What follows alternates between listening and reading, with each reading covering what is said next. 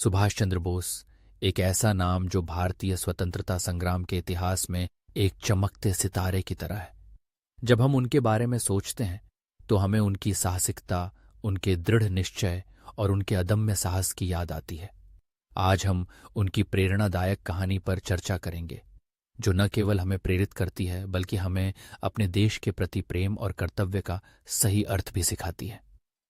उनका जन्म 23 जनवरी 1897 को कटक, ओडिशा में हुआ।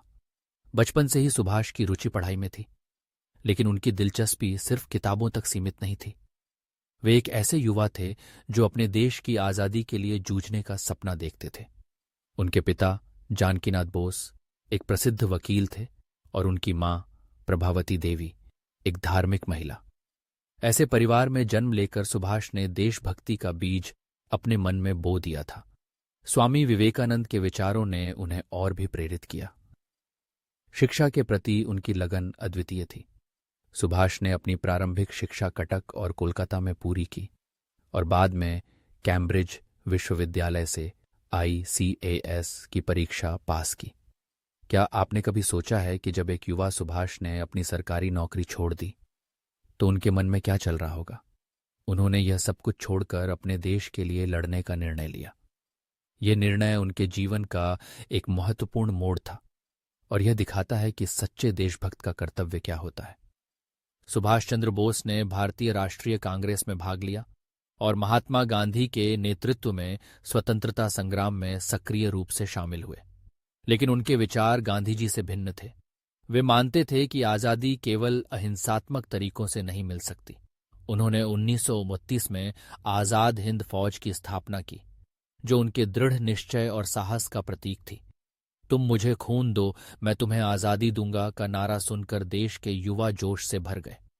यह नारा केवल एक शब्द नहीं था, बल्कि यह एक आंदोलन बन गया। दूसरे विश्व युद्ध के दौरान सुभाष ने जापान और जर्मनी से समर्थन प्राप्त किया। उनकी आज़ाद हिंद फौज ने अंग्रेजों के खिलाफ संघर्ष किया, लेकिन यह संघर्ष दुर्भाग्यवश सफल नहीं हो पाया। फिर भी उनका दृढ़ निश्चय हमें यह सिखाता है कि असफलता भी एक कदम है जो हमें आगे बढ़ने के लिए प्रेरित करती है। सुभाष चंद्र बोस का नाम स्वतंत्रता संग्राम के इतिहास में सदैव अमर रहेगा। 1945 में ताइवान में एक विमान दुर्घटना में उनकी मृत्यु की खबर आई, लेकिन क्या यह सच था? उनकी मौत के बारे में कई रहस्य आज भी बने हुए हैं। क्या वे वास्तव में मारे गए थे या उन्होंने किसी और तरीके से अपनी लड़ाई जारी रखी? यह प्रश्न आज भी अनुत्तरित है, लेकिन यह हमें यह सोचने पर मजबूर करता है कि सुभाष चंद्र बोस का आदर्श और उनकी विरासत आज भी हमारे साथ है। उनकी विरासत केवल उनके कार्यों में नहीं, बल्कि उनके विचारों में भी जीवित है। उन्होंने हमें सिखाया कि अगर हम अपने लक्ष्य के प्रति दृढ़ और ईमानदार रहें तो कोई भी शक्ति हमें रोक नहीं सकती। आज जब हम उनके स्मारकों और मूर्तियों को देखते हैं तो हमें यह याद रखना चाहिए कि उन्होंने अपने देश के लिए क्या किया। सुभाष चंद्र बोस की कहानी हमें यह बताती है कि स्वतंत्रता केवल एक शब्द नहीं है, बल्कि यह एक भावना है जिसे हमें अपने दिल में महसूस करना चाहिए।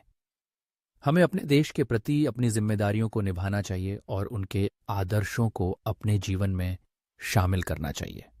तो दोस्तों, यह थी हमारे महानायक नेताजी सुभाष चंद्र बोस की प्रेरणादायक कहानी। उनके विचार और उनके कार्य हमें हमेशा प्रेरित करते रहेंगे। अगर आपको यह कहानी पसंद आई तो इसे लाइक करें, शेयर करें और हमारे चैनल को सब्सक्राइब करना न भूलें। अगली बार फिर मिलेंगे एक और प्रेरणादायक कहानी के साथ। धन्यवाद।